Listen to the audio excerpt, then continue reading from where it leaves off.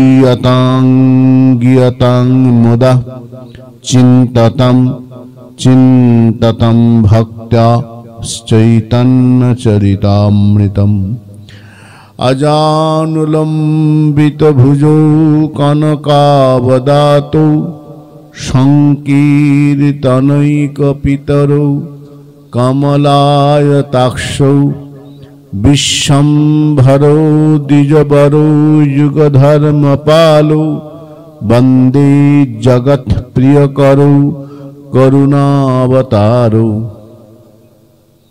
जय रूप सनातन भट्ट रघुनाथ श्रीजीव गोपाल भट्ट दास रघुनाथ এই ছয় গোসাইয়ের করি চরণ বন্দন যাহা হইতে বিঘ্ন নাশ হয় অভীষ্ট পূরণ। বাঞ্ছা কল্পতরোর্ভশ্চ কৃপা সিন্ধুভ্য এব চ পতিতানাং পাবনেভ্যো বৈষ্ণবেভ্যো নমো নমঃ। হরে কৃষ্ণ কৃষ্ণ কৃষ্ণ হরে হরে हरे राम राम राम हरे हरे। श्री गुरु प्रेमानंद निताय गौर सीतानाथ हरि बोल। जय श्री राधा वल्लभ।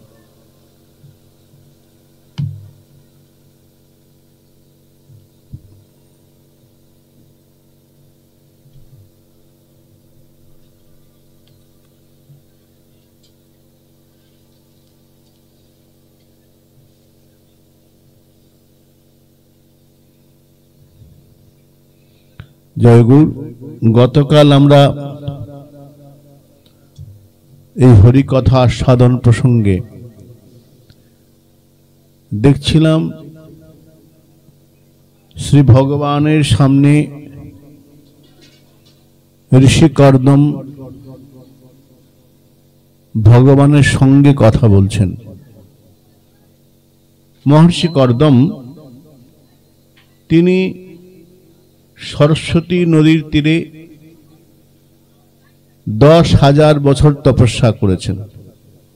একদিন নয়, এক মাস নয়, এক বছর নয়। সরস্বত্যাং তপস্তেপে সহস্রণাং সমাদশ। 10,000 বছর তপস্যা করেছেন। আমরা হয়তো দুদিন তপস্যা করলাম, এক মাস কিছু করলাম, করে বললাম এই ভগবানকে ডাকলাম, কই ভগবান তো শুনছে না, এত পূজা করলাম, 2 মাস একটু নিয়ম হয়তো কিছু করেছি, করেই ভগবানের প্রতি অভিযোগ।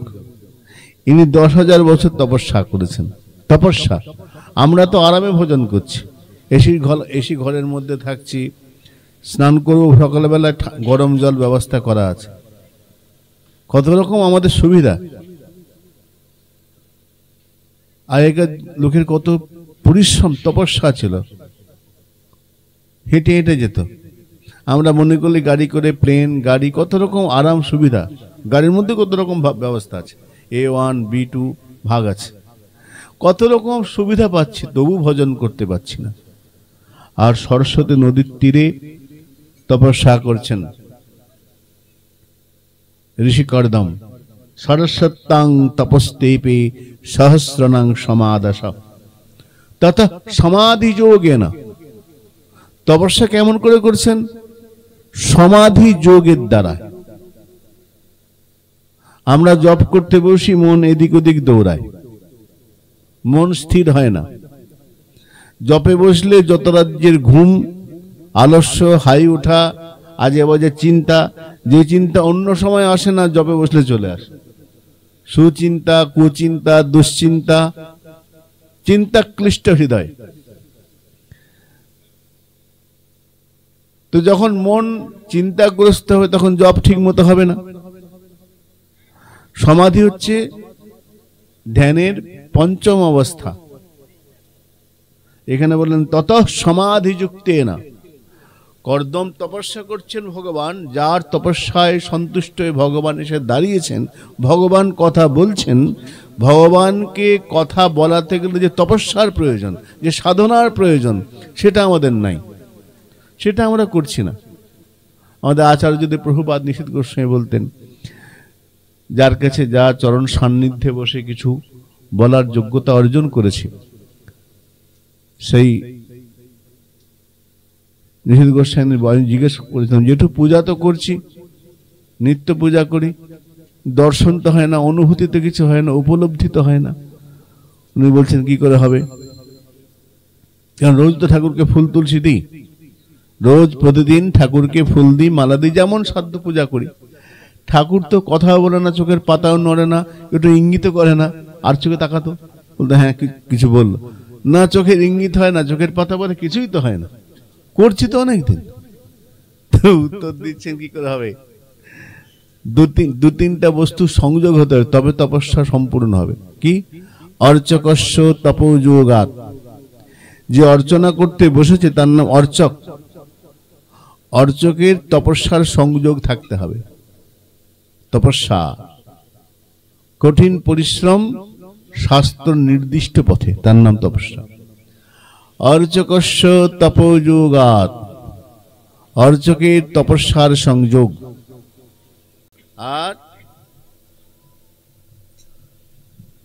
বলে তপস্যা কোথায়? ওই যে ভোরবেলা ঠাকুর জাগাই, গরম জলে স্নান করলাম, তপস্যা হলো নাকি?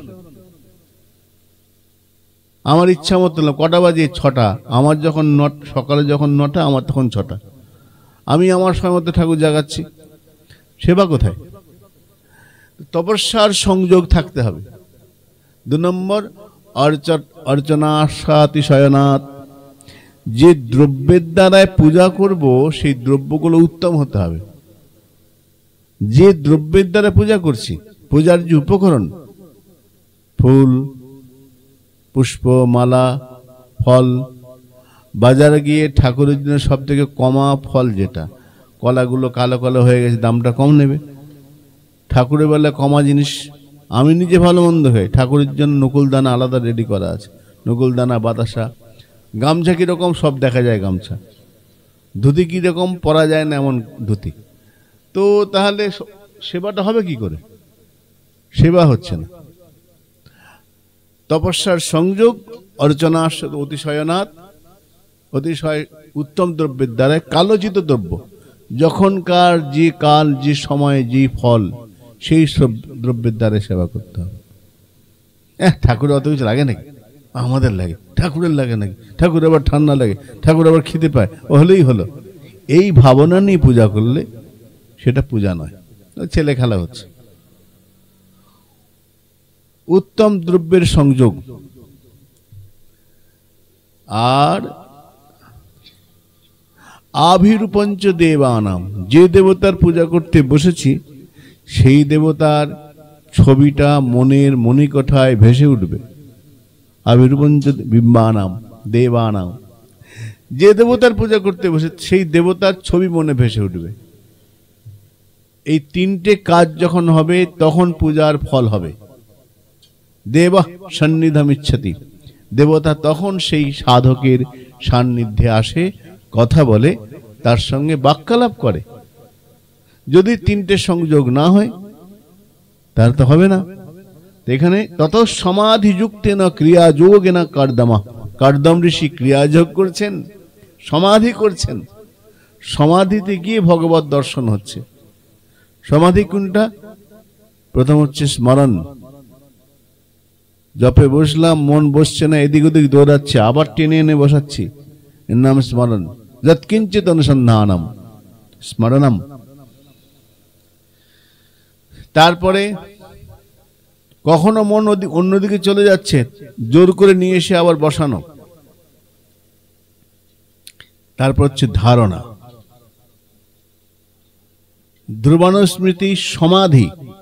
এই সমাধি যোগে গিয়ে কার্দম ভগবানের সঙ্গে কথা বলছেন, ভগবানকে বলছেন তথা সচাহং পরিবৌঢ় কামা, হে ভগবান। দেখো, ভক্তরা সংসার ছেড়ে ভজনে প্রবিষ্ট হয়, কিন্তু আমি সংসারে প্রবেশ করব, পরিবার কাম, ইচ্ছা হয়েছে। ইচ্ছাটা নিজের ইচ্ছায় নয়, ব্রহ্মা আমাকে পিতা আদেশ করেছেন, তাই ওখানে ভাগবতে বলেছেন ব্রহ্মা কর্দম ব্রহ্মণ উদিতঃ, ব্রহ্মা সৃষ্টিকর্তা বলেছেন হে কর্দম প্রজা সৃজতি, তুমি প্রজা সৃষ্টি করো। এই পিতৃবাক্য পালনের জন্য আমার মনে বাসনা সৃষ্টি হয়েছে। তাই আমি পরিবূঢ় কাম, আমি সংসার প্রবেশ করতে চাই, কিন্তু আমার কথা হলো সমানশীলং গৃহমেধু ধেনুম, আমি এইরকম কন্যা চাই যে আমার সমান, সমানশীলা। এইটা সমানশীলা বলতে শীল মানে ব্যবহার, ব্যবহারটা যেন সমান হয়। মানে কিরকম, আমি যেমন তোমাকে ভালোবাসি তার থেকেও তোমাকে যে ভালোবাসে এমন কন্যা চাই। সমানশীলাম পরিবূঢ় কামম। ভগবান বলছেন তুমি চাইতেই পারো, আমি দেব, তার নিশ্চয়তা কোথায়? কত লোক কত বাসনা করে, সারা দিন আমাকে বলছে এটা করে দাও সেটা করে দাও, লক্ষ লক্ষ কণ্ঠে আমার কাছে অভিযোগ আসছে, বাসনার দরখাস্ত পড়ছে প্রতিদিন। আমি কি বাধ্য সবার মনোবাসনা পূর্ণ করতে? নাও তো। তুই বললেই আমি তোমার মনোবাসনা পূর্ণ করবো কি করে, ভাবলে কি করে? উপেয়ু অশেষ মূলম। কর্দম বলছেন আমি জানি প্রভু, অশেষ মূলম উপেয়বান, তুমি ভক্তবাঞ্ছা পূর্ণ করে তোমার স্বভাব, ভক্তবাঞ্ছা পূর্ণকারী তুমি। অভীষ্ট দোহম, আমি জানি তুমি ভক্তবাঞ্ছা পূরণে কল্পবৃক্ষের মতো। কল্পবৃক্ষ যেমন যা কল্পনা করা হয় তাই পায়, তাই দেয়, তুমি ভক্তকে যা চায় তাই দাও। ভগবান যদি প্রশ্ন করেন তোমার চাওয়াটা কি ঠিক হচ্ছে, তুমি ভেবে বলো, তুমি যে চাইছো সংসার প্রবেশ করব, ঠিক বলছো? কর্দম উত্তর দিচ্ছেন না না না, দুরাশয় কামাদ্রুহং অবশ্যম, আমি জানি আমি দুরাশয় ব্যক্তি, ভালো লোক নই, চাইতেই জানি না, কিন্তু কি করব, বাসনা এসেছে। তাই আমি তোমাকে বলছি তুমি আমাকে সংসার প্রবেশের অনুমতি দাও। ভগবানের কাছে প্রার্থনা করলেন। এবার ভগবান কি বলছেন? ভগবান বলছেন শোনো কর্দম, তুমি যে ভাবছো, তোমার ভাবনার আগে আমি জানি তুমি কি ভাববে, আমি জানি। বিদিত তব চৈতম, তোমার চিত্তে কি চলছে এখন। বিদিত তব চৈতম, তোমার চিত্তের মধ্যে এখন কি চলছে আমি সব জানি। কি করে জানো? বলে আমি অন্তর্যামী, তাই সব জানি। তোমার চিত্তে কি বাসনা উঠছে, কোনটা কমছে, কোনটা উঠছে, আমি সব দেখতে পাই, সব জানি। কেন? আমি অন্তর্যামী তো। পুরোই বা সমাজে আমি তোমার মনেই বাসনা হবে জেনে আগে থেকেই ব্যবস্থা করে রেখেছি। সমাজ আজি কেন করলে ভগবান? তুমি আমার জন্য ব্যবস্থা কেন করেছো? ভগবান তখন বলছেন যদার্থম আত্মনিয়মই সংযমম, তুমি অত্যন্ত সংযম সহকারে শাস্ত্র নির্দিষ্ট নিয়ম অনুসারে তুমি আমার সাধনা করেছো। তোমার সাধনাটা শাস্ত্রসিদ্ধ, তোমার সাধনা আত্মসংযম, তুমি ব্যভিচারী হওনি। তুমি শাস্ত্র যেমন যেমন নিয়ম বলেছে ঠিক সেই রকম নিয়ম পালন করে চলেছো, কোন রকম ফাঁকিবাজি করনি। আমরা করি না, ও গুরুদেব কত কথা বলে, সবকে পালন করা যায়? হ্যাঁ, নির্জলা করতে হবে, হ্যাঁ গুরুদেব তো বলে দিল, আমরা কি পারো? আমরা মানুষ না, আগেই ফাঁকিবাজি বের করতে হবে। তাহলে অর্থাৎ গুরু বাক্যের উপর আবার গুরুগিরি, তা নিয়মটা ঠিক থাকলো না। আমাদের একটু কীর্তন শুনছিলাম, বাবা গান করছিল যে আমি গুরুদেব আদেশ তো করেছেন, আমি পালন তো করিনি, আমি অবহেলা করেছি গুরু বাক্যকে। এখানে বলছেন যে তুমি কিন্তু অবহেলা করনি, যদার্থম আত্মনিয়মই, তুমি যা যা নিয়ম সে নিয়মটা পুঙ্খানুপুঙ্খ পালন করেছ, ফাঁকিবাজি করনি, ফাঁকিবাজি করনি। তাই সমর্চিত তোমার যে অর্চনা, তোমার যে উপাসনা, তোমার যে সাধনা, সেখানে কোনো রকম চালাকি নেই, কোনো রকম ফাঁকিবাজি নেই, কোনো রকম বুদ্ধি প্রয়োগ করনি, যথা নিয়ম তথাবাদ করেছ। তাই তোমার জন্যে আমি আগে থেকেই ব্যবস্থা করে রেখেছি। ভগবান বলছেন তুমি চিন্তা করো না, তোমার জন্য একটি কন্যা নিয়ে ভগবান বলছেন শোনো, তোমার জন্যে মনু তার কন্যাকে নিয়ে আসবে। মনু মানে পৃথিবীর আদি মানুষ মনু, তার থেকে মানুষের জন্ম, তাই মানব। আমরা মানুষ কেন না, আমরা মনুপুত্র। মনু যিনি মনু শতরূপা, তার থেকে আমাদের জন্ম, তাই আমাদের মানব বলা হয়। মনু মহারাজ তিনি আসবেন। কেন আসবেন জানো? বিপ্র রাজর্ষির মহর্ষা শতরূপা এবং রাজর্ষি মনু আসবেন তোমাকে দেখতে। আয়াসতি, তোমাকে যেতে হবে না, আমি ব্যবস্থা করে রেখেছি। মনু শতরূপা তার কন্যা দেবহূতিকে নিয়ে তোমার কাছে আসবে বিয়ে দেবার জন্য। তোমাকে মেয়ে খুঁজতে হবে না, আমি তোমার জন্য উত্তম কন্যা দেখে রেখে দিয়েছি, ব্যবস্থা করেছি। ভগবান বিষ্ণু বলছেন। আর কিরকম আসবে জানো? আত্মজা, মনুর আত্মা থেকে জাত যে কন্যা আত্মজা, তিনি কিরকম? বয়ঃশীল গুণান্বিতম, তোমার বয়সের সঙ্গে তার বয়স সমন্বিত করা আছে।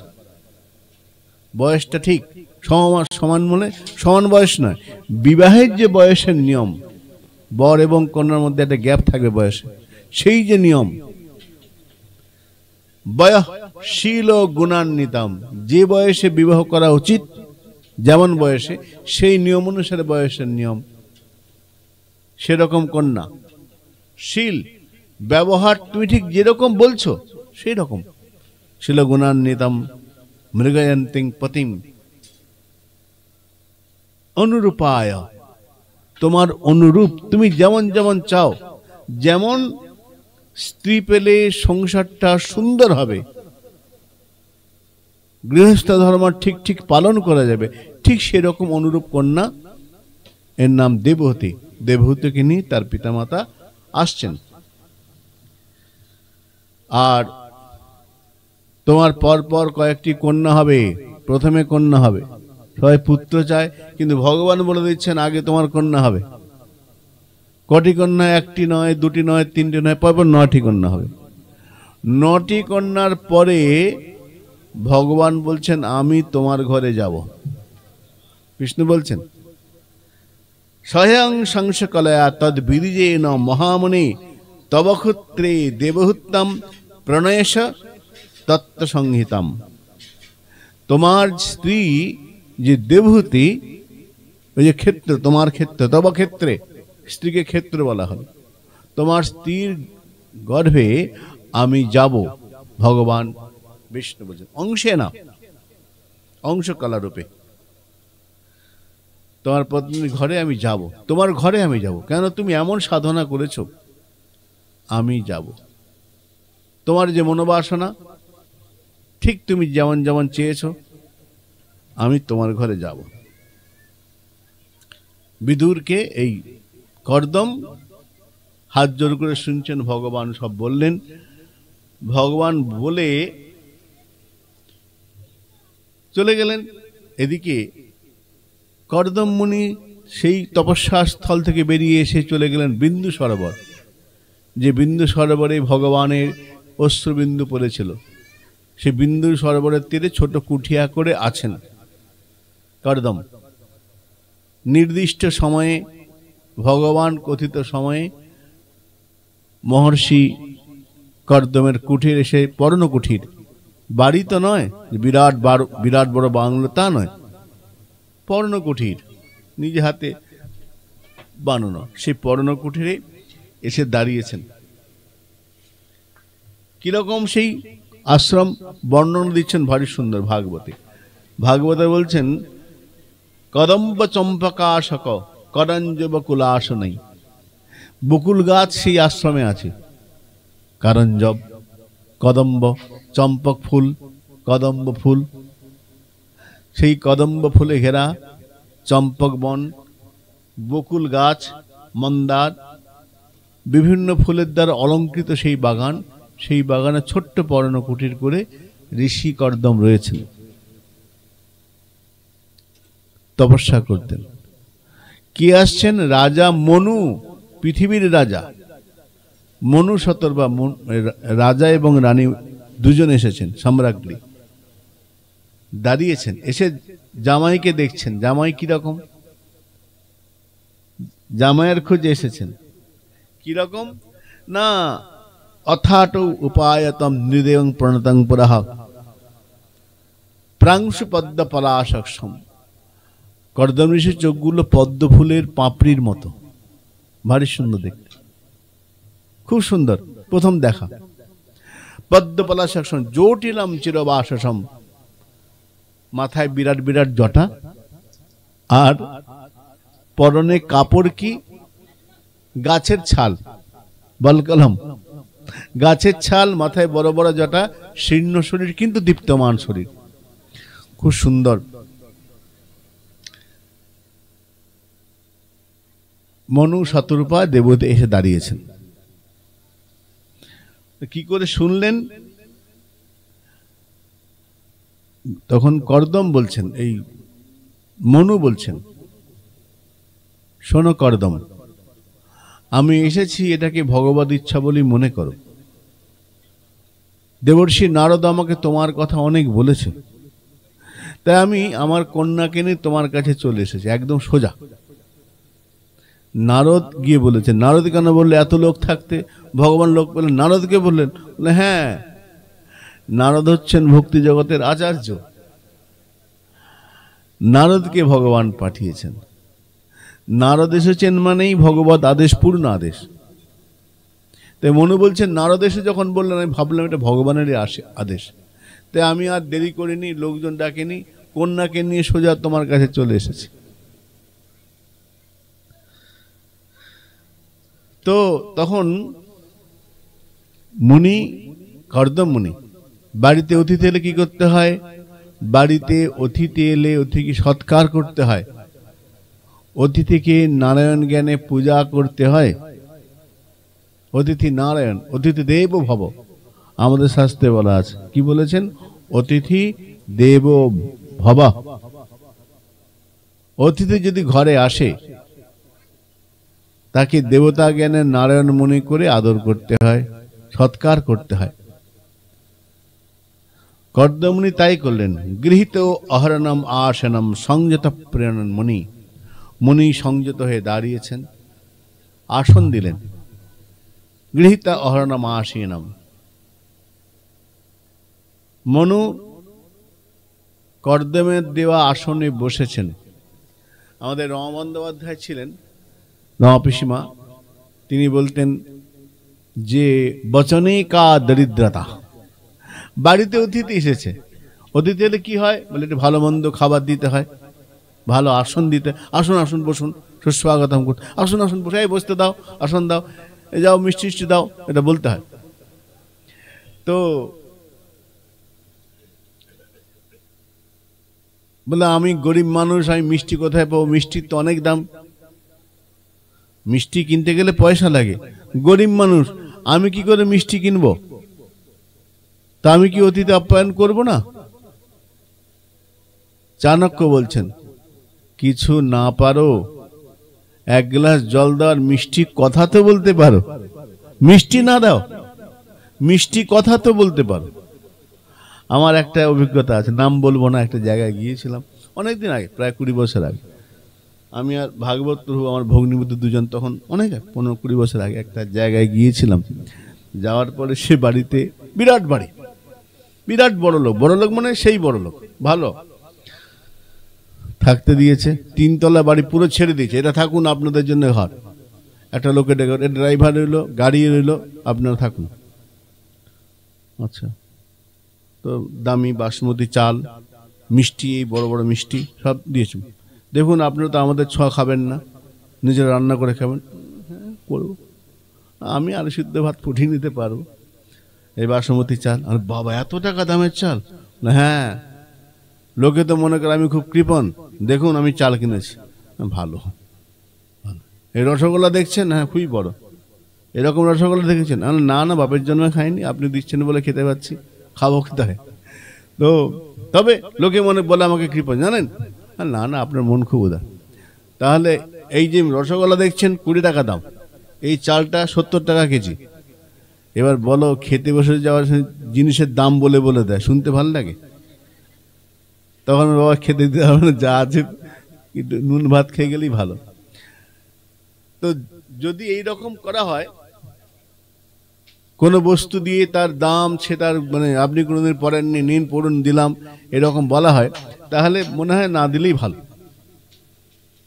এই জন্য বলছেন যে কিছু বলতে না পারো, মিষ্টি দিতে নাই পারো, মিষ্টি তোমার ঘরে নাই থাকতে পারে, কিন্তু মিষ্টি ব্যবহার তো করতে পারো। আর অর্থের দারিদ্র থাকতেই পারে। বচনে কা দরিদ্রতা, দুটো মিষ্টি কথা বলতে দরিদ্র কেন? ওখানে তো কোনো অসুবিধা নেই, খরচা নেই, 1 গ্লাস জল দাও, মিষ্টি ব্যবহার করো। আর বলে ঘরে ভালো আসন নেই, কিসে দেব? ঠিক আছে, 2টো ঘাস বা কোনো 2টো খড় এগিয়ে দাও, বসুন বলে। আদরটা করতে হবে। তো ঋষি তখন কি করবেন? অতিথি বাড়িতে একটা আসন দিয়েছেন, বসুন। গৃহীতম আসনম, 3টে আসন 3 জনকে দিয়েছেন।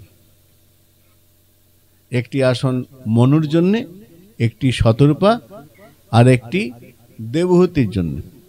মনু শতরূপা আসনে বসলেন, দেবহূতি বসলেন না। দেবহূতি দাঁড়িয়ে আছেন। তো কর্দম বলছেন, দেবী আসন দিয়েছে, বসুন। দেবহূতি, তখনকার দিনের নিয়ম কি ছিল? এখন অনেকে বলে হ্যাঁ তখনকার দিনে বাবা মা লেখাপড়া শিখাতো না। ভুল তথ্য।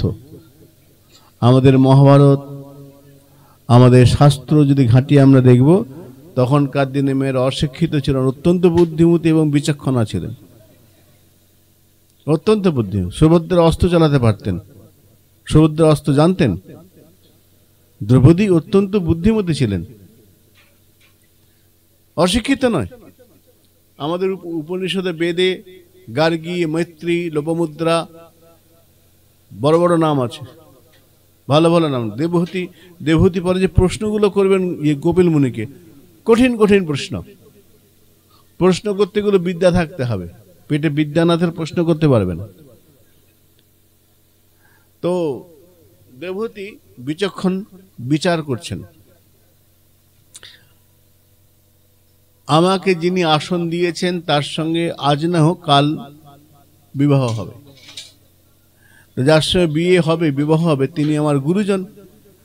গুরুজন যদি কোনো বস্তু দেয় তাতে আমি পা দিয়ে বসবো, সেটা ঠিক হবে না। দেবহূতি মাটিতে বসলেন, বাঁ হাতটা আসনে রাখলেন, বাঁ হাতটা আসনে রেখে মাটিতে বসলেন। এরকম আচরণ কেন? না, গুরুজন কোনো বস্তু দিয়েছে তাতে বসা যাবে না, এটা বিচক্ষণতা। আবার যদি বলে না আমি আপনার দেওয়া আসনে বসবো না, তাহলে অবজ্ঞা করা হয়। দেবহূতি বুদ্ধি কি করলেন? না, আমি বাঁ হাতে স্পর্শ স্বীকার করলাম কিন্তু আসনে বসলাম না, বিচক্ষণতা।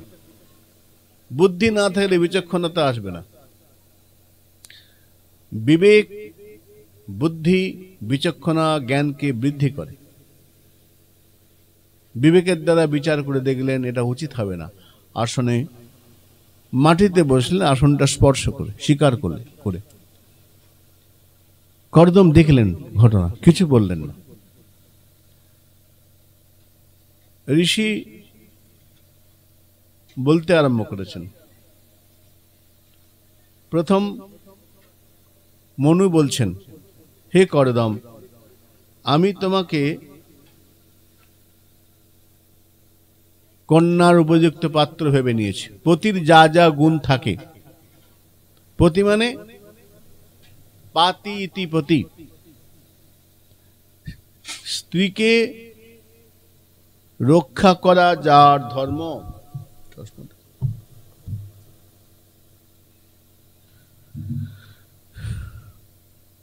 স্ত্রীকে রক্ষা করতে পারে যে, রক্ষা করার ক্ষমতা আছে যার মধ্যে, রক্ষণ বৃত্তি, পতি। তো উনি বলছেন আমি তোমাকে বরণ করেছি, যাকে বরণ করা হয় তাকে বলা হয় বর। মাথায় টোপর পরে গলায় মালা পরলেই বর হয় না, বর হতে গেলে যোগ্যতা লাগে। বর মানে যাকে বরণ করা হয় উপযুক্ত সম্মান দিয়ে, তার নাম হচ্ছে বর। যখন পিতা কন্যাকে সম্প্রদান করে পাত্রের হাতে, তখন সেখানে মন্ত্রের মধ্যে বলা আছে, বিয়ের সময় ব্রাহ্মণ তো গড় গড় করে মন্ত্র বলে যে আমরা শুনেছি, মানে বুঝি মানে বলা আছে সুন্দর সুন্দর কথা, সুন্দর কথা বলা আছে। বিয়ের মন্ত্রের মধ্যে বলা আছে, বললেন যে বলুন, মেয়ের বাবাকে বলা আছে, মেয়ের বাবা মন্ত্র বলছে, শোনো আমি তোমাকে আমার কন্যার বর হিসেবে স্বীকার করলাম। কেন জানো? ছেলে বলতে পারে আমি ভালো চাকরি করি তাই, আমার অনেক পয়সা আছে তাই। না, পয়সার জন্য নয়, তুমি দেখতে সুন্দর সেজন্যও নয়, তোমার চেহারা ভালো সেজন্যও নয়, তোমাকে বরণ করছি কারণ তুমি যে বংশে জন্মেছ, যে গোত্রে জন্মেছ, সেটা বরণীয় বংশ, উত্তম বংশ। তোমার বংশের যারা পুরুষগণ তারা মহান ব্যক্তিত্ব, তারা বরণীয়। যেহেতু তারা মহান, তারা গুণবান, তাই তাদের কথা ভেবে তুমি মহান ভেবে নিয়েছি, তারা মহান, অতএব সেই বংশে তোমার জন্ম, সেই গোত্রে জন্ম, এই জন্য তুমি মহান, তাই তোমাকে বরণ করলাম। তুমি দেখতে সুন্দর, অনেক পয়সা আছে, এইসবের জন্য নয়, তুমি ধনবান গুণবান সেজন্য নয়, তুমি সেই বংশ অনুযায়ী কাজ করবে এই জন্য। তা পতি এবং বর আমি স্বীকার করেছি। কন্যাকে এসেছি দান করে চলে যাব। কন্যা দান করলেন মনু কর্দমকে, কন্যা দান করেছেন দেবহূতি। যেদিন থেকে, ও এখানে বলছেন ভারী সুন্দর, হ্যাঁ শোনো, তোমার কেন দান করছি জানো? প্রিয়ব্রত উত্তান পাদ সস্যং দহিতা মম। আমি তোমাকে আমার কন্যা দান করছি, এই কন্যার পরিচয় তোমায় দিই, দেবহূতির পরিচয়। কি পরিচয়? প্রিয়ব্রত উত্তান পাদ সস্যং। আমার কন্যা যে দেবহূতি, এর দুটো ভাই আছে, তাদের নাম প্রিয়ব্রত উত্তানপাদ।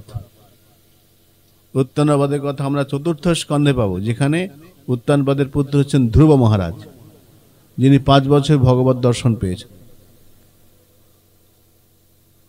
এই দেবহূতির 2 ভাই, তার প্রত্যেকে উত্তম পুত্র, উত্তানপাদ এবং প্রিয়ব্রত।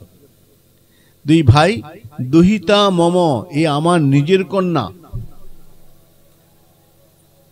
প্রতিযুক্তং বয়সশীল গুণাদেবী, আমি তোমাকে প্রতিরূপে কন্যাকে দান করছি, বরণ করেছি। প্রতীচ্ছা, তুমি গ্রহণ করো।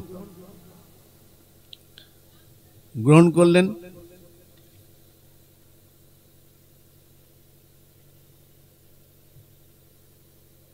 ঋষি বলছেন, আমি এক সাধুর, খুব সুন্দর, রিতেশ মহারাজ বলে এক সাধু, বৃন্দাবনে থাকেন, পরিক্রমা রাস্তায়, তিনি এটা খুব সুন্দর বলছেন। এখানে গিয়ে বলছেন, কি নাম, কর্দম, তিনি বলছেন, হ্যাঁ আপনার কন্যা উত্তম সেটা আমি জানি। প্রথম দেখছেন কন্যাকে, কিন্তু ইনি বলছেন আমি জানি দেবহূতি উত্তম কন্যা। কর্দম, তো তুমি তো দেখোনি। দেবহূতি অবাক হয়ে দেখছেন, দেবহূতিকে দেখছেন কর্দম অবাক হয়ে, অনেকক্ষণ ধরে দেখছেন। তো ওই ঋতেশ মহারাজ ভারী সুন্দর বলছেন, যখন তাকিয়ে আছেন দেবহূতির দিকে কর্দম, তো মনু মহারাজ ভাবছে কিরকম ছেলে, আমার মেয়েকে বড় বড় চোখ করে অনেকক্ষণ ধরে দেখছে, কি দেখছে, কেন দেখছে, মনু ভাবছেন। তখন কর্দম উত্তর দিচ্ছেন, হ্যাঁ আমি কেন দেখছি জানেন? বলে কেন? না, আমি ভাবছি এই যে শরীরটা, এর মধ্যে ভালো বস্তু কোনো বস্তু নেই, আছে? নেই। হাড় চামড়া রক্ত এইসবই তো রয়েছে। আমরা যা এরও তা একই বস্তু, কিন্তু ভগবান একে এমন করে বানিয়েছে তাকে দেখার মতো বস্তু দেখতে হয়। তাহলে এই যদি এত সুন্দর হয়, রাধারানী কত সুন্দর হবে, আমি অবাক হয়ে দেখছি। কর্দম বলছেন, আমি এই জন্য দেখছি এই এত সুন্দর ভগবান একে বানিয়েছে, তা রাধারানী তিনি পরমাশ্বর, তিনি কেমন, একে দেখে আমার তার স্মরণ হয়ে গেছে। এই জন্য কর্দম দেখছেন। তা কর্দম বলছেন, এক ঋষি আমাকে একটা ঘটনা বলেছে। কি না, দেবহূতি যখন কিশোরী ছোট, একদিন ছাদের মধ্যে খেলছে। কর্দম বলছেন, আমি শুনেছি, দেবহূতি যখন কিশোরী তখন ছাদের মধ্যে একদিন খেলছিল। যং ধর্ম পৃষ্ঠে কানাদ অঙ্গ্রিশোভম বিক্রীড়িতম, খেলছিল, একটা বল নিয়ে লাফালাফি করছিল।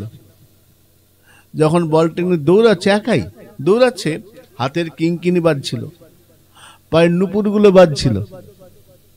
কর্দমকে এক ঋষি বলেছেন বাজছিল। তখন বিশ্বাবশ অনর্পত্যম, আকাশদ্বীপ বিমানে করে যাচ্ছিল একজন, বিশ্বাবসু বলে এক গন্ধর্ব।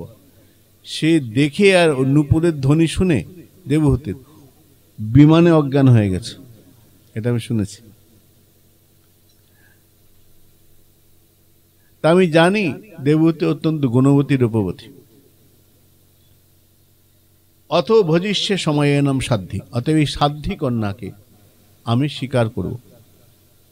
স্বীকার করলেন। বেশ কিছুদিন থাকলেন, সংসার হলো।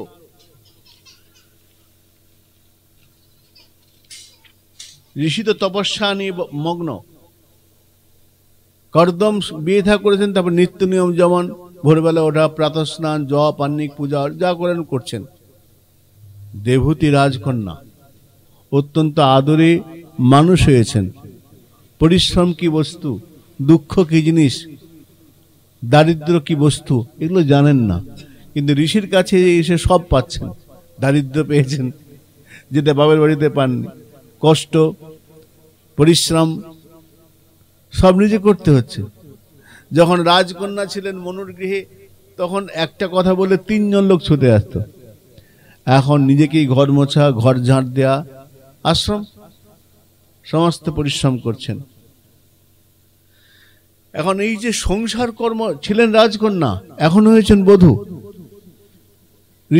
ঋষিপত্নী হয়েছেন। ছিলেন রাজকন্যা, হয়েছেন ঋষিপত্নী। ঋষিপত্নী হয়ে দেবহূতি কি কি করছেন এখানে ভারী সুন্দর বলছেন। বিশ্রম্ভেন আত্মশৌচেন গৌরবেন দমেন চ শুশ্রূষয়া সৌহৃদয়া বাচা মধুরয়া চ ভো বিসৃজ্য কামং দম্ভম দেশম লোভম মঘং মদম অপ্রমত্তোদ্যতম নিত্যম তেজসাং সমতশয়ে। যার সেবা করছেন দেবহূতি, তিনি ঋষি কর্দম, অত্যন্ত তেজস্বী পুরুষ, অত্যন্ত তেজস্বী, সাধনা তপস্যার তেজ তার সেবা করছেন দেবহূতি রাজকন্যা। কিভাবে করছেন? বিশ্রম্ভেন, তার সেবার পরিপাটির মধ্যে বিশ্বাস রয়েছে, ভরসা রয়েছে। বিশ্রম্ভেন আত্মশৌচেন, অত্যন্ত পবিত্র ঋষিপত্নী তো, পবিত্রতার যা যা গুণ তার মধ্যে রয়েছে।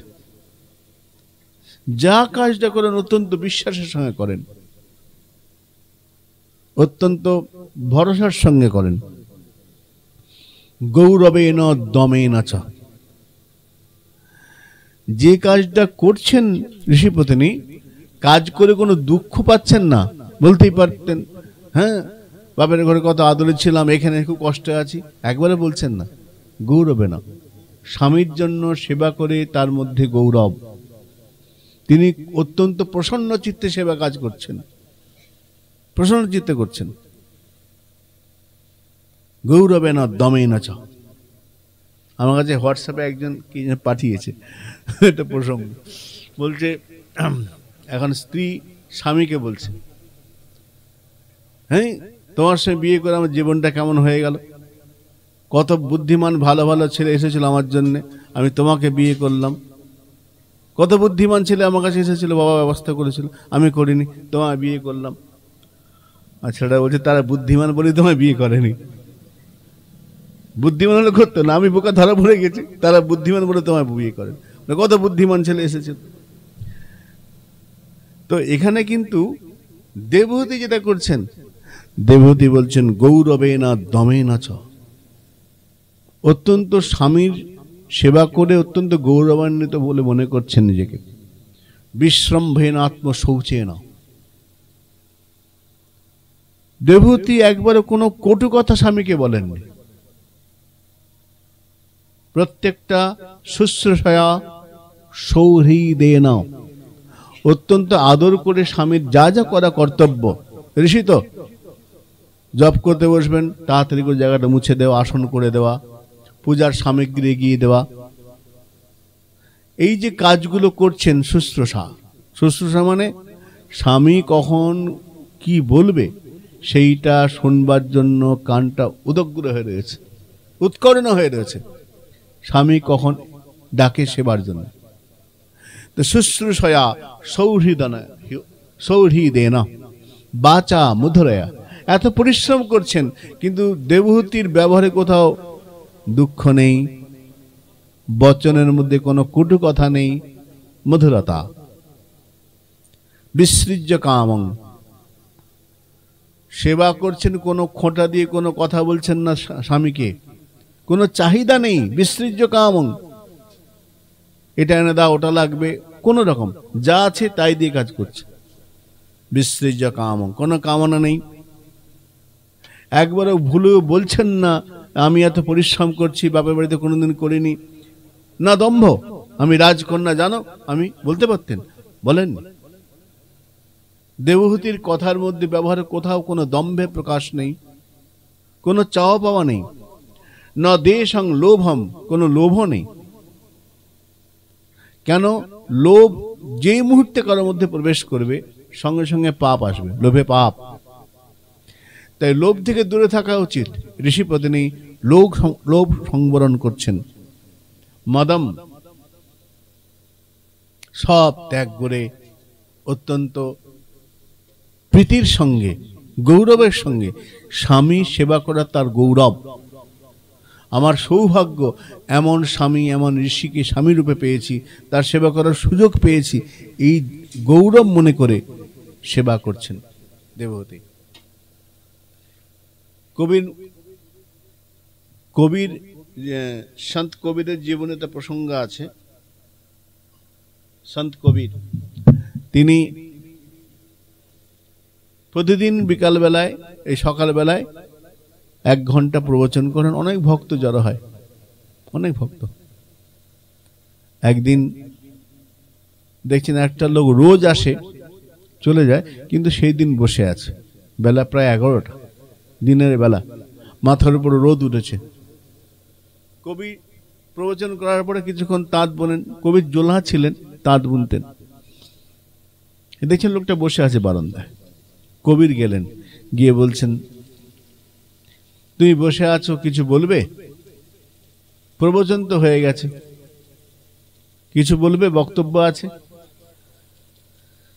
সেই লোকটা বলল, হ্যাঁ আমার একটা প্রশ্ন আছে। বলো।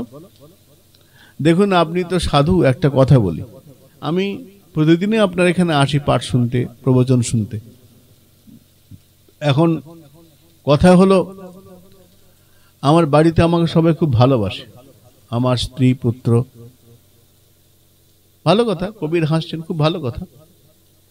হ্যাঁ আমাকে বাড়ির সবাই ভালোবাসে, কিন্তু আমার সঙ্গে সকলের ঝগড়া লেগে যায়, ক্লেশ হয়, সংসারে ক্লেশ লেগেই রয়েছে।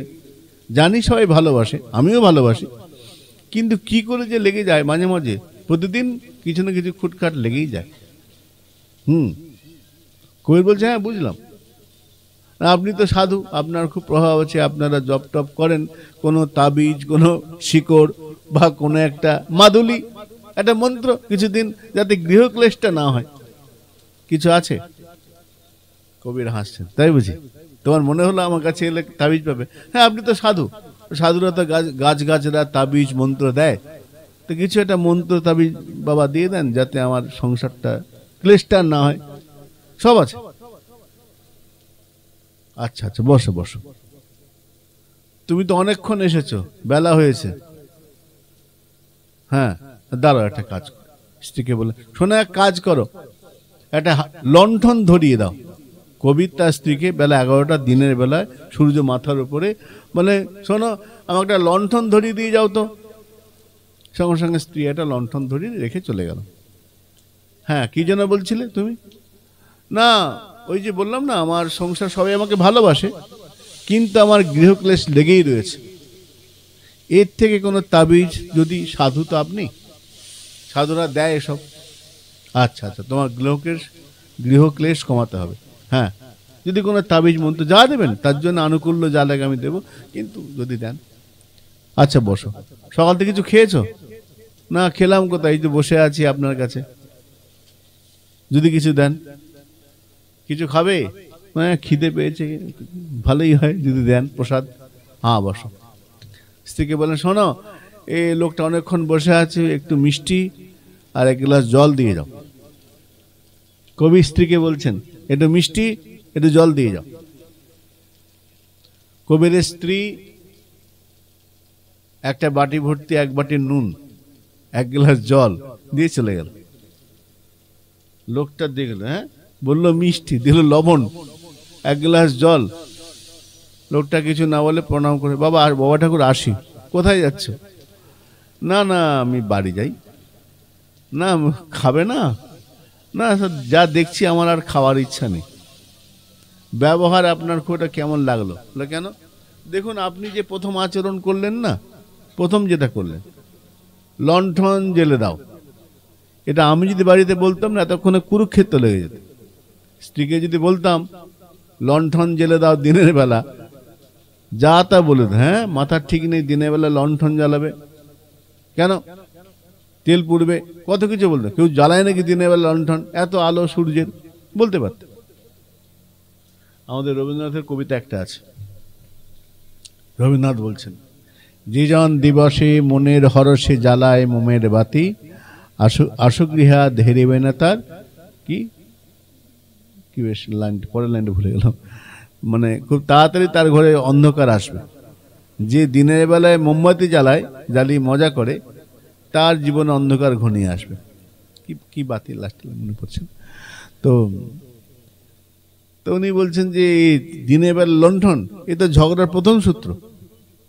আমার বাড়িতে হলে এক্ষুনি ঝগড়া লেগে যেত, কিন্তু দেখলাম আপনার স্ত্রী কিছু বললো না।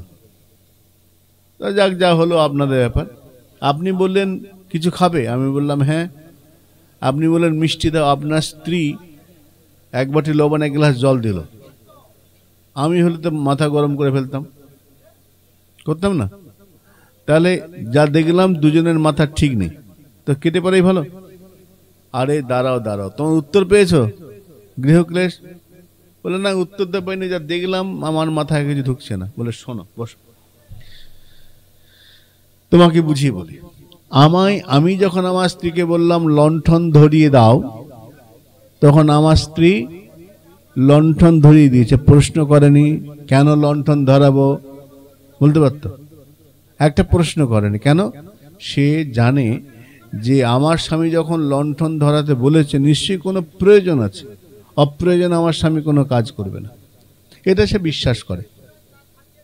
তাই সে ভেবেছে আমাকে বলার প্রয়োজন মনে করেনি, কিন্তু প্রয়োজন আছে, তাই লণ্ঠনটা ধরিয়ে দিয়ে চলে গেল, কোনো প্রশ্ন করলো না। তার বিশ্বাস আছে আমার স্বামী অপ্রয়োজনীয় কোনো কাজ করবে না। আমি যখন বললাম আমাকে মিষ্টি দাও, এই লোকটা খাবে, ঘরে খাবার নেই, এরা তো বলা যায় না। সেই জন্যে ঘরে যা ছিল, ওই 1 বাটি লবণ 1 গ্লাস জল ছিল, ওটাই দিয়ে গেল। ঘরে এই আছে, এবার তুই বুঝে নাও।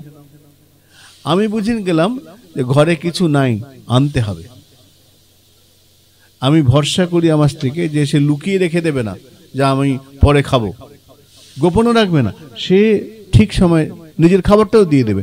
যখন জল আর এক বাটি লবণ দিল, বুঝলাম আর ঘরে কোনো বস্তু নেই, আমাকে বাজার যেতে হবে। এটা আমি ভরসা করি, আমার স্ত্রী গোপনে লুকিয়ে রাখবে না। তাহলে কি পেলে? এখানে দুটো ঘটনা, ঝগড়া হওয়ার জায়গা চান্স ছিল, হ্যাঁ, কিন্তু হলো না। কেন হলো না? বিশ্বাস আর ভরসা আছে তাই। যে সংসারে বিশ্বাস নাই, যে সংসারে ভরসা নাই, সেই সংসারে ক্লেশ তো থাকবেই। ভালোবাসে কিন্তু ভরসা নাই, ভালোবাসে কিন্তু বিশ্বাস নাই, তাহলে সংসারটা সুন্দর হবে না। তো ইনি কেমন সংসার করছেন দেবহূতি? বললেন বিশ্রম্ভেন আত্মশৌচেন, অত্যন্ত বিশ্বাসের সঙ্গে, অত্যন্ত গৌরবের সঙ্গে, আনন্দিত চিত্তে স্বামীর সংসার করছেন দেবহূতি। রাজকন্যা, ঋষিপত্নী হয়েছেন। ঋষিপত্নী যেমন হওয়া উচিত ঠিক সেরকম। কিরকম হয়ে গেছেন? সেবা করতে করতে কালেন ভূয়সা খামা, ঋষির সেবা করতে করতে ঋষির যেমন চেহারা ঠিক সেরকম হয়ে গেছে দেবহূতির। খামা কর্ষিতাং, শরীরটা শীর্ণকায়। ব্রতচর্যা, ঋষিপত্নী তো ব্রত বেশি করে। আজ অমাবস্যা, কাল পূর্ণিমা, একাদশী, অমুক তিথি, এই ব্রত করতে করতে শরীর শীর্ণকায় হয়ে গেছে। আর মাথায় জটা, শীর্ণকায় শরীর, আগের সৌন্দর্য, লালিত্য লালিমা কিচ্ছু নাই, লাবণ্য নাই, সৌন্দর্য নাই, সব চলে গেছে। কর্দম একদিন দেখেছেন, দেখে বলছেন তুষ্ট অহম অদ্য মানবী, হে মনুকন্যা মানবী। নাম তার দেবহূতি, কিন্তু আজকে সম্বোধন করছেন কর্দম দেবহূতিকে, নাম বললেন না। তুষ্ট অহম অদ্য মানবী, হে মনুকন্যা, মানে মনে করিয়ে দিলেন তুমি রাজা মনুর কন্যা। মনু রাজা মনুর অত্যন্ত আদরের পাত্রী, স্নেহের কন্যা। কিন্তু আজ তুমি তোমার তপস্যার দ্বারা আমার জন্য সাধনা করতে করতে তুমি আজ একদম ঋষিপত্নী হয়ে গেছো। মানবী মানদায়া, তুমি আমাকে যে মান দিয়েছো, স্বামী হিসেবে যে সম্মান করেছো, তার প্রতিদান দেবার ক্ষমতা আমার কাছে নেই। আমাকে যে সম্মান দিয়েছো, স্ত্রীর ধর্ম কি? স্বামীর সম্মান করা, পতি পরম গুরু। তো পতির যে সম্মান সেটা ঠিক ঠিক দিয়েছ। মান ও দায়া, আমাকে সম্মান যেটা করার তুমি করেছো।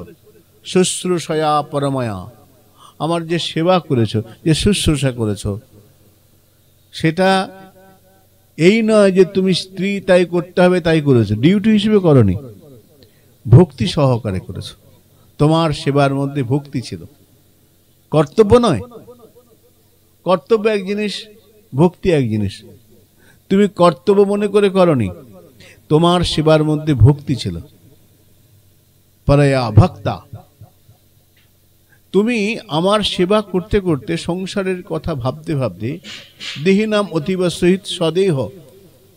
সাধারণ মানুষ নিজেকে খুব ভালোবাসে, নিজের দেহটাকে ভালোবাসে, দেহের জন্য কি না করে। কিসে আরামে থাকবো, আমি ভালো থাকবো, ভালো খাবো, এইটা বেশিরভাগ মানুষই ভাবে। দেহকে আদর করা ঠিক আছে, কিন্তু দেহের প্রতি যত্ন বেশিরভাগ মানুষ করে। নিজের খাওয়া, নিজের সুখ, নিজের ভালো। তুমি সেদিকে তাকিয়ে দেখোইনি। কেন? দেহি নাম অতীব সহিত সদেহ নাবেক্ষিতম। তুমি নিজের শরীরের দিকে তাকিয়ে একবার দেখোনি। লোকে ভালো করে সুন্দর খাওয়া দাওয়া করে সুস্থ থাকার জন্য, তারপরে সুন্দর সাজতে ভালোবাসে। সাজার পর কোথায় যায়? আয়নার সামনে দাঁড়ায়। আয়নার সামনে দাঁড়ায় না, কেমন হলো, দেখতে কেমন লাগছে, আয়নার সামনে দাঁড়ায়। আয়না কি নাম? দর্পণ। আয়নার ভালো নাম দর্পণ। দর্পণ কেন? তুমি যেমন, তার থেকে তোমার দর্প অভিমানটা, আমাকে হেভি লাগছে আজকে দেখে, মনে হবে খুশি হয়ে তোমার দম্ভ বাড়লো, তোমার অহংকার বাড়লো, আমি কি সুন্দর দেখতে। যেই তুমি দর্পণের সামনে দাঁড়ালে তোমার দর্পটা বেড়ে গেল, অহংকারটা বেড়ে গেল না? তুমি কোনদিন দর্পণের সামনে দাঁড়াওনি।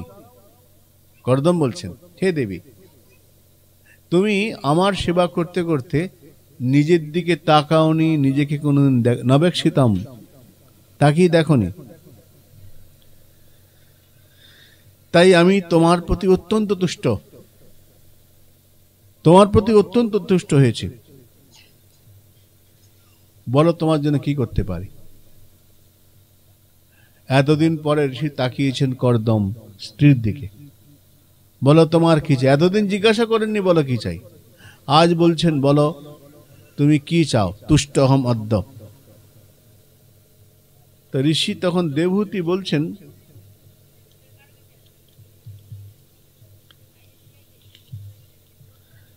দেখুন, যখন বিবাহ হয় তখন আপনি কথা দিয়েছিলেন যে আপনি সংসার করবেন এবং পুত্র হবে, তারপর আপনি তপস্যায় আবার চলে যাবেন। তো পুত্র দেখানো হয়নি, তো বিবাহ কেন করেছেন? পুত্র লাভের জন্য।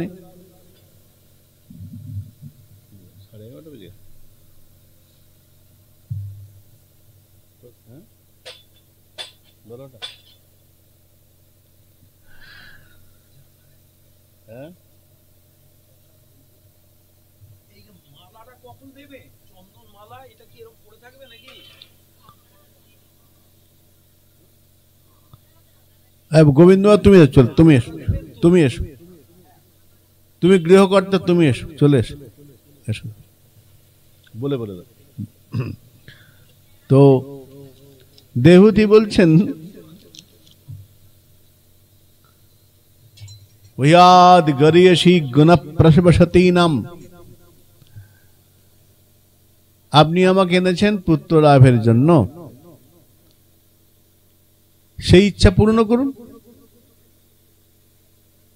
ঠিক আছে, যেই বলেছেন তখন প্রিয়া প্রেম ইচ্ছন কর্দম যোগমাস্থিতম। ঋষি কর্দম তিনি বললেন, তুমি রাজকন্যা, এতদিন সুখ ভোগ করেছো আগে, কিন্তু আমার কাছে এসে তুমি কষ্টকে বরণ করে নিয়েছ। আমি তোমাকে বলছি, বলে বলে দাও,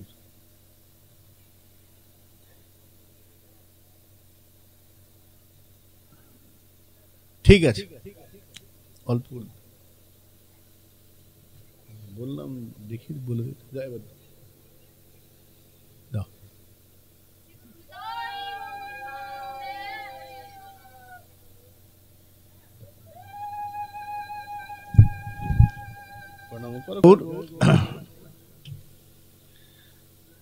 ভাগবতে বলছেন, তখন কর্দম ঋষি, ঋষি কর্দম তিনি বললেন, হে দেবী, আমি তোমাকে এবার তপস্যার বল কেমন দেখাবো। এতদিন যে তপস্যা করলাম,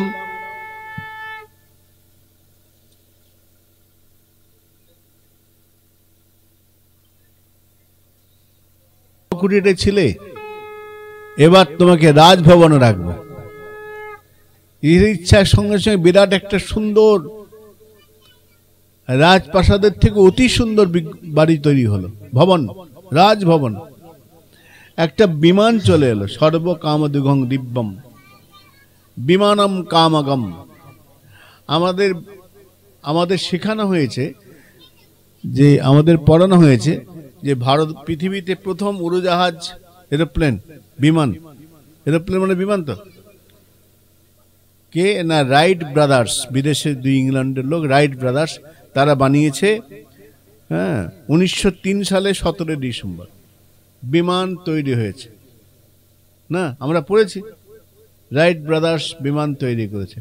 কিন্তু ভাগবতে বলছেন যে কর্দম ঋষি প্রথম বিমান পৃথিবীতে প্রথম বিমান, বিমানের কথা আরো আছে।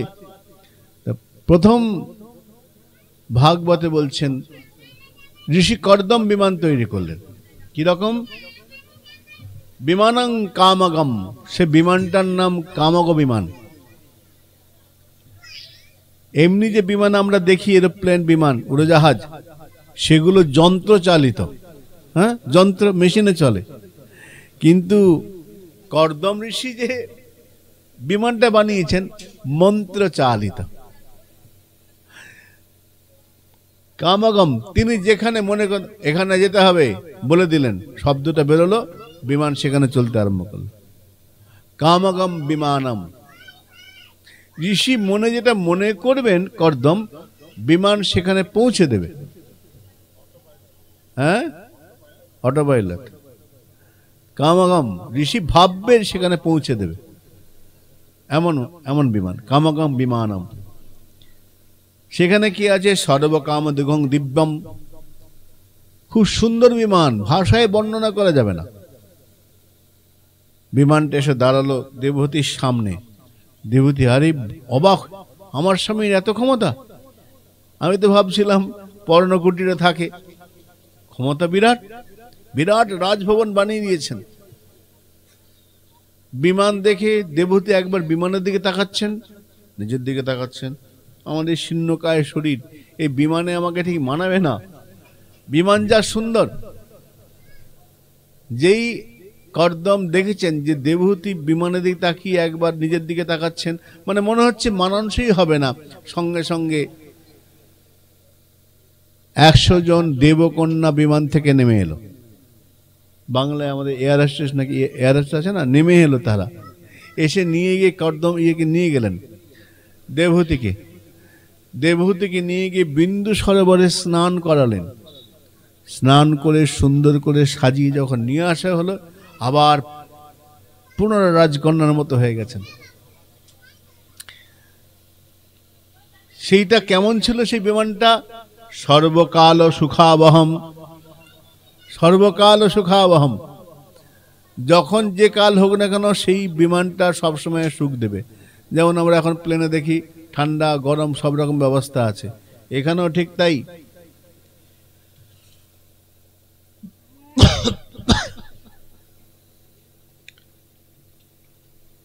তো এইভাবে বিমানে বসেছেন। সে বিমানটা কেমন বর্ণনা দিচ্ছেন, ভারী সুন্দর। যে বিহারস্থান বিশ্রামং সংবেশ প্রাঙ্গনা জিরাই যথোপজেশম স্নানম অরিরুজ্যত রচিতই বিস্মাপনম। এমন সুন্দর বিমান, সেটা বিস্ময় উদ্রেক করে। বিহারস্থানম, সেখানে খেলা করার জায়গা আছে বিমানটার মধ্যে। বিহারস্থানম, বিশ্রাম, যখন মনে হয় খুব পরিশ্রান্ত তখন বিশ্রামের জায়গাও রয়েছে ওই বিমানের মধ্যে। খেলার জায়গা, বিহারস্থান, বিশ্রাম স্থান রয়েছে। আঙিনা, পাঁচিল, চত্বর, ফাঁকা জায়গা সব রয়েছে বিমানটার মধ্যে। সেই বিমানে করে আরম্ভ করলেন ঘুরতে। সমস্ত পৃথিবী পর্যটন করছেন স্ত্রীকে নিয়ে। কোন তীর্থ বাদ দেননি। নিমজ্জমস্মিন হৃদয়ে ভীরু, বিমানে করে যাচ্ছেন। সমস্ত তীর্থে ভ্রমণ করতে করতে করতে অনেক দিন হয়ে গেল। পরপর 9টি কন্যা হলো তার, পরপর 9টি কন্যা হয়েছে। তারপরে 9টি কন্যা হওয়ার পর বলছেন এবার আমি চলে যাব। তখন দেবহূতি বলছেন, স্বামী আপনি যে চলে যাবেন বলছেন, এখন তো সেটা সময় হয়নি, কেন আপনি বলেছিলেন পুত্র হবে। ভগবান আপনাকে কথা দিয়েছেন পুত্র হয়ে আসবেন, ভগবান তো এখন আসেনি, তাহলে যেতে পারবেন না। কি করে যাবেন? ভগবান আসবেন তো কথা দিয়েছেন, তাহলে ভগবান তো এখন আসেননি, পুত্র হয়ে আসবেন বলেছেন। হ্যাঁ হ্যাঁ, ঠিক ঠিক। কালকে আমাকে যেন দশবিধ প্রশ্ন করছিল। এই যে বিবাহ, এটা প্রথম সংস্কার। সংস্কার আমাদের সনাতন ধর্মে, হিন্দু ধর্মে 10টা সংস্কার আছে। প্রথম সংস্কার বিবাহ। বিবাহ মানে বিশেষ রূপে বহন করা হয় যে কর্তব্যের মাধ্যমে বহন করা হয়, বিশেষ রূপে বহন করা হয়, তার নাম বিবাহ। তারপরে গর্ভাধান। গর্ভাধান বললেন যে সন্তান আসার পূর্বে কিছু মাঙ্গলিক কর্ম থাকে, সন্তান আসবার আগে সন্তান চাওয়া। আমাদের সনাতন ধর্মে নিয়ম আছে, যখন পুত্র চায়, পুত্র পাবার ইচ্ছা মনে জাগে, তখন ঋষিরা পুত্রেষ্ঠি যজ্ঞ করতেন, যজ্ঞের কথা বলা আছে। তো পুত্র লাভের জন্য মাঙ্গলিক অনুষ্ঠান। তারপরে পুংসবন, গর্ভে শিশু যাতে মঙ্গলে থাকে তার জন্য ব্যবস্থা। পঞ্চমৃত আছে, সাত ভক্ষণ আছে, আমাদের কর্ম কিছু কিছু কর্ম আছে, পরপর আছে। সীমন্তনয়ন, অর্থাৎ নিরাপদে সন্তান প্রসব হয় তার জন্য একটা আচরণ, সাত ভক্ষণ হয়, পঞ্চমৃত আছে। তারপর শিশু ভূমিষ্ঠ হওয়ার পর একটা কর্ম, জাত কর্ম। জন্মানোর পর কিছু কর্ম আছে, ষষ্ঠী পূজা আদি আছে না, অসুচ পালন, এসব রয়েছে, জাত কর্ম। তারপরে নাম, এগুলো সবগুলো শাস্ত্রীয় কর্ম। নামকরণ, নামকরণ তো আমরা এখন বই দেখি বা দুটো তিন, এখন তো গুগল আছেই, গুগল মহারাজ, গুগল দেখে নাম রেখে দিল না, গুগল হ্যাঁ ভালো নাম বের করে তো পছন্দ মতো নাম রেখে দিল। কিন্তু আগে এরকম ছিল না, ব্রাহ্মণ আসতেন। মহাপ্রভুর যখন নামকরণ হচ্ছে না, জ্যোতিষী এলো, জ্যোতিষী এসে বিচার করে বলল এই নক্ষত্র, এই রাশি, তার সঙ্গে এই নাম হবে, রাশির সঙ্গে নামে মিল করে রাখা হতো। বাড়ির লোক নাম রাখতেই পারে, কিন্তু ব্রাহ্মণ দিয়ে নামকরণ করা হতো। সচিমা মহাপ্রভু নাম রেখেছেন, কি নাম রাখলেন? নিমাই। ডাকিনী শাকিনী হইতে ডর উপেজিল চিতে, ডরে নাম রাখিল নিমাই। মহাপ্রভুর মা সচিমা মহাপ্রভুর নামকরণ করলেন নিমাই। কেন? ভয় পেলেন, আগের পরপর কয়েকটি পুত্র মারা গেছে, তাই। বাড়ির লোক নামকরণ করতেই পারে, কিন্তু ব্রাহ্মণ দিয়ে একটা নামকরণ, বিধি একটা, দশবিধ করেন মধ্যে। তারপরে অন্নপ্রাশন, এই পরপর কর্মগুলো আছে। উপনয়ন, সমাবর্তন, বিবাহ, এই পরপর ক্রমগুলো সাজানো আছে সনাতন ধর্মে। তো পরপর 9টি কন্যা, এরপরে জন্ম হলো কপিল ভগবানের। বলো কপিল ভগবান কি, কপিল ভগবান কি। কপিল মুনির জন্ম হলো। যে কপিল মুনির এদিকে 9টি কন্যা হয়েছে, তাদের 9টি পাত্রস্থ করেছেন।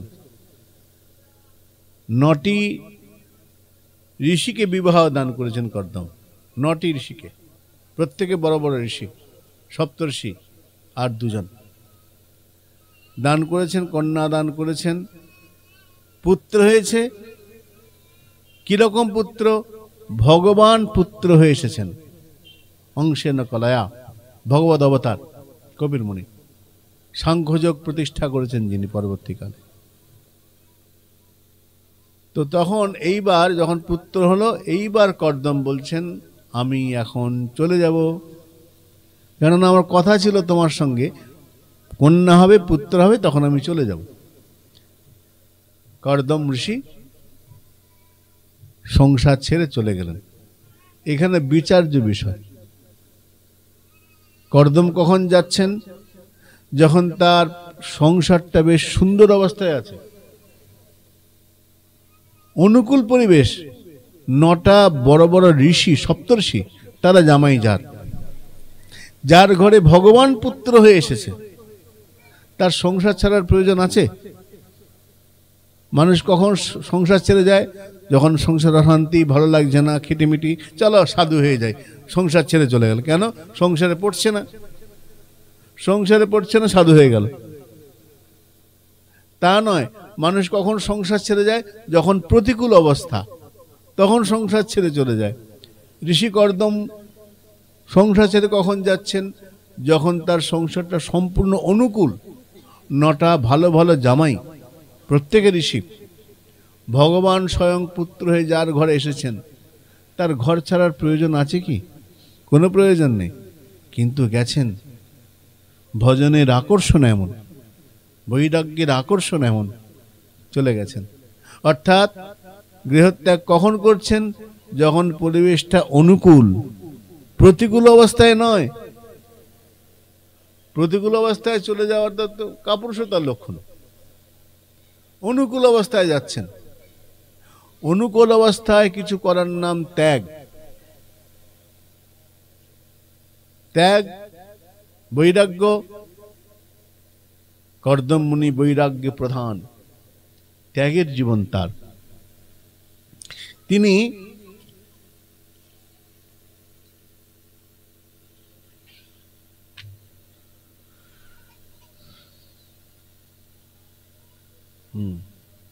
যখন চলে যাচ্ছেন,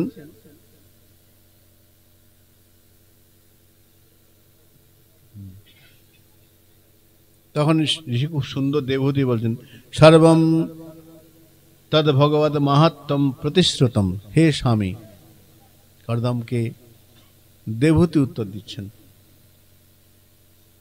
আপনি বিবাহের সময় যে কথা দিয়েছিলেন, প্রতিশ্রুতম, যখন বিবাহ হয় তখন আপনি আমাকে বলেছিলেন, কথা দিয়েছিলেন, যতক্ষণ না পুত্র না হয় ততক্ষণ যাব না, পুত্র হলে চলে যাব। কন্যাগুলি হয়েছে, প্রত্যেকটি কন্যাকে পাত্রস্থ করেছেন, সুপাত্রস্থ করেছেন। উপবাহ প্রতিশ্রুতম, আপনি কথা দিয়েছিলেন, সমস্ত সাংসারিক দায় কর্তব্য পালন করেছেন, কর্তব্য থেকে সরে যাননি, কর্তব্য করেছেন, করে আপনি যাচ্ছেন। অতএব আমার কিছু বলার নেই। এখন দেবহূতি বলছেন, আমি আপনাকে বাধা দেব না। অথাপি মে প্রপন্নায়, তবু আমি আপনার কাছে প্রপন্ন হয়ে বলছি, অভয়ং দাতুম মহর্ষি, আশীর্বাদ করুন যেন আমি অভয় হয়ে থাকি, আমার যেন কোনো অবস্থায় ভয় না আসে, এই কৃপা আপনি আমাকে করুন। আপনি চলে যাচ্ছেন, যান, কিন্তু যদি আমার কখনো মনে দুঃখ হয়, দেবহূতি বলছেন, কচিত সন্মে বিশ্বকায়, আমি জানি আপনি আমার কন্যাগুলিকে সুপ্রাপ্তস্থ করেছেন, তাদের জন্য আমার কোনো চিন্তা নেই। কেন, আমার কন্যাগুলি, আমাদের কন্যা যেখানে পড়েছে উত্তম জায়গায় পড়েছে, সে নিয়ে আমার কোনো চিন্তা নেই। দহিত্রাভ্যাম বিমজ্ঞা, তারা প্রত্যেকে যার যার সংসারে সুখে আছে। প্রত্যেকটি জামাই তো নয়, একদম সন্তান। যে জামাতা আমরা পেয়েছি, প্রত্যেক জামাই খুব ভালো, সেখানে আমার কোনো প্রশ্ন নেই, কন্যাদের ব্যবহারে কোনো প্রশ্ন নেই। কিন্তু আমার একটা কথা, কচ্চিৎ সন বিশ্বকায়, যদি আমার কখনো কোনো কারণে দুঃখ আসে, শোক আসে, তখন আমি কি করব? এতদিন আপনি ছিলেন, আপনাকে বলতাম, আপনি শোক অবনোদন করেছেন, আপনি চলে যাচ্ছেন, শিশুপুত্র, কি হবে আমার? যান, আমার বাধা দেবার কোনো প্রশ্ন নেই। প্রব্রজিতে বনম,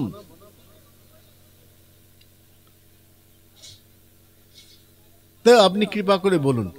তখন কর্দম বলছেন, তুমি চিন্তা করো না, যে পুত্র তোমার কাছে রেখে গেলাম, সেই পুত্র তোমার সমস্ত দুঃখ অপনোদন করবে, তোমার শোককে নিবারণ করবে।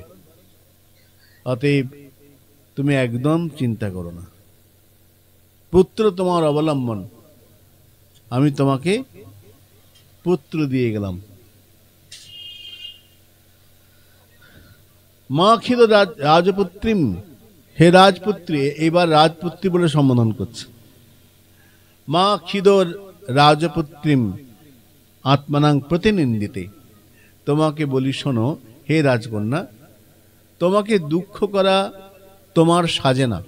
কর্দম বলছেন, ভগবান স্ত্রী অক্ষর গর্ভম, তোমার গর্ভে ভগবান জন্মেছেন, তোমার কি আর দুঃখ করার প্রয়োজন আছে? ভগবত প্রাপ্তির জন্য কত সাধনা, কত কিছু বলা আছে। তুমি ভগবানকেই পুত্ররূপে পেয়েছো, অতএব তুমি দুঃখ করো না। আমি তোমাকে বলছি, এই পুত্র তোমার দুঃখকে নাশ করবে। শুধু তাই নয়, সমস্ত দুঃখের কারণ কি জানো? দুঃখের কারণ হচ্ছে অহংকার। এই অহংকার দূরীভূত করবে তোমার এই পুত্র। কর্দম বলে বলে যাচ্ছেন, চিত্তাতে হৃদয় গ্রন্থিম ঔদর্য ব্রহ্ম ভাবনা। কর্দম মুনি স্ত্রীকে বলছেন, তুমি চিন্তা করো না, তোমার মনকে ব্রহ্মভাবে বিভাবিত করে দাও। ভগবানের চিন্তা করো, ভগবানের সেবা করো। তোমার পুত্র হয়ে তোমার ভগবান তোমার ঘরে এসেছেন। আমাদের দুঃখের কারণ হচ্ছে আমরা অহংকার আমাদের মধ্যে আছে। তাই আমাদের দুঃখের কারণ আমরা যখন অন্য দিকে তাকাই, তখন যদি নিজের কথা ভাবি তাহলে দুঃখী নয়। যখন অন্যের দিকে তাকাই, ওরে আমার সঙ্গে একসঙ্গে চাকরি করে আমার থেকে বড় বাড়ি করে ফেললো, এই দুঃখী হয়ে গেল।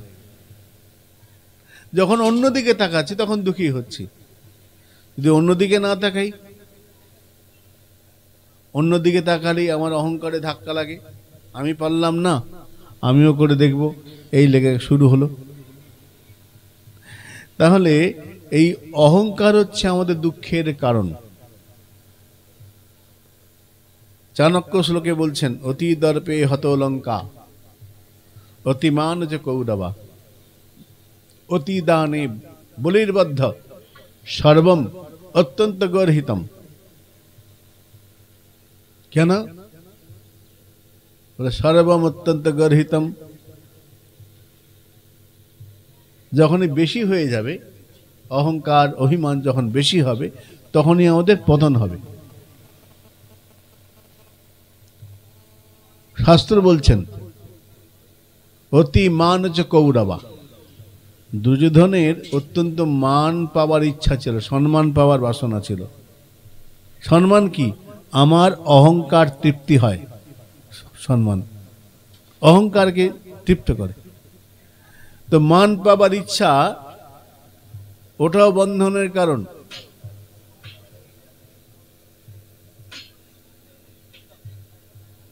কৌরবদের দুর্যোধন অত্যন্ত অহংকার ছিল। আর বলি মহারাজ দান করছেন, সেটা অতি হয়ে গেছে, পৃথিবী দান করে দিয়েছেন।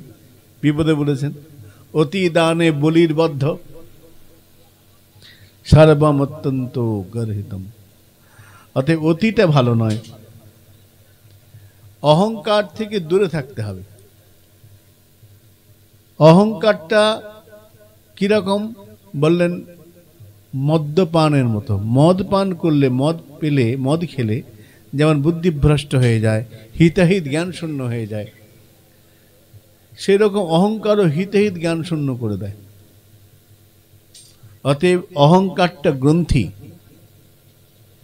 হৃদয় গ্রন্থিম ঔদার্য ছেত্তা। যখন তোমার মনের অহংকার চলে যাবে, তখন তুমি ব্রহ্ম ভাবনা, অহংকার সরে গেলে সেই মনে ব্রহ্মভাব আসবে।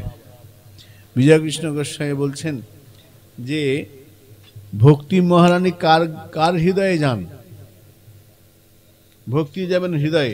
কার হৃদয়ে? যে হৃদয়ে অহংকার নাই, যে হৃদয়ে অভিমান নাই। বলে কেন? বলে অহংকার হলো পুরুষ, ভক্তি হলো স্ত্রী। ভক্তি শব্দ স্ত্রীলিঙ্গ।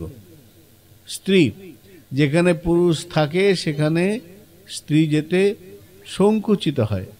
ঠিক তেমনি যে হৃদয়ে আগে থেকে অহংকার অভিমান ভর্তি হয়ে রয়েছে, সেই হৃদয়ে ভক্তি মহারানী প্রবেশই করবে না।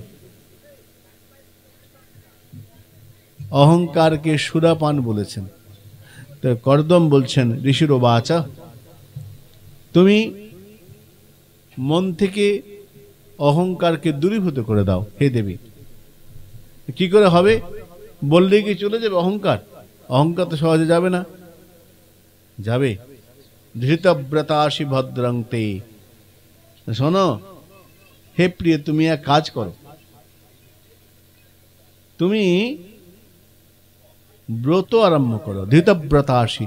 এই ব্রতগুলো করলে, এই যে একাদশী ব্রত আছে, জন্মাষ্টমী ব্রত আছে, ব্রত করলে কি হয়, ইন্দ্রিয়গুলো সংযম হয়। মনে হচ্ছে কিছু খাই, পরক্ষণে মনে হয় আজই একাদশী, আজ অমুক ব্রত আছে, খাওয়া যাবে না। মনে হচ্ছে খাই, জিহ্বা বলছে খেলে ভালো হয়, মন বলছে না, ব্রত, খাওয়া যাবে না। তাহলে ব্রত করলে ইন্দ্রিয় সংযম হয়। দমে না নিয়মে না চ, ইন্দ্রিয়কে দমন করো, ব্রত করো। কি করে করবে? নিয়মে না। একটা ব্রত করে ছেড়ে দিলে হবে না, নিয়ম করতে হবে, ব্রত নিয়ম পালন করতে হবে। হ্যাঁ করি তো, কষ্ট হয় কিন্তু করি, কিন্তু কষ্ট হয়। অনেকে বলে হ্যাঁ একাদশী করি তো, যেই ভোর 4টে বাজে, 6টায় পারণ, ভোরবেলা রান্না বসিয়ে দিই, ভোর 3টে থেকে সকালে পালন করব, মানে কোনো রকমে ব্রতটা মুখে করতে পারলেই হলো না। ওখানে বলছেন ওই রকম না, শ্রদ্ধায় ঈশ্বরম, ভগবানকে, ঈশ্বরকে শ্রদ্ধা করো, তোমার ইন্দ্রিয় নিবারণ আপনা আপনি হবে। শ্রদ্ধয়া নিয়মে নাচা, নিয়ম করে শ্রদ্ধা করে ব্রত যদি পালন করা যায়, ব্রত আমাদের রক্ষা করবেন।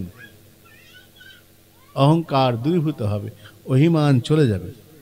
মৈত্রমণি, এই কপিল মুনি, এই কর্দম তার স্ত্রীকে উপদেশ দিয়ে চলে গেলেন। এইভাবে আমাদের ভাগবতে কপিল মুনির উপাখ্যান ভারী সুন্দর। কপিল মুনির আবির্ভূত হলেন। আজকে যেহেতু সংক্ষেপে বলি একটু, অন্নপ্রাশন তো 12টা বেজে,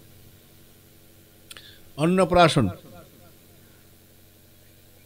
আমরা শাস্ত্র বললেন যতগুলো সংস্কার, তার মধ্যে সংস্কার, এই যে দশবিধ সংস্কার, তার মধ্যে একটা 6 নম্বরে পড়ছে দশবিধ এই সংস্কারটা।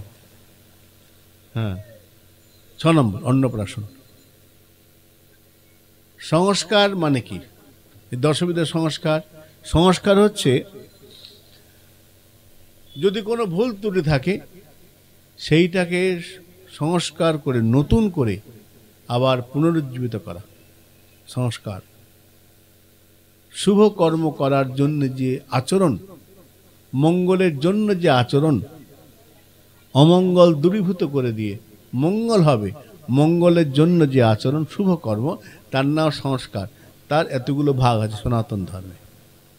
তার মধ্যে অন্নপ্রাশন একটি। অনেক জায়গায় অন্নপ্রাশন হয়, ছেলের অন্নপ্রাশন মুখে, অন্নপ্রাশন মানে অন্ন মানে ভাত, প্রাশন মানে গ্রহণ।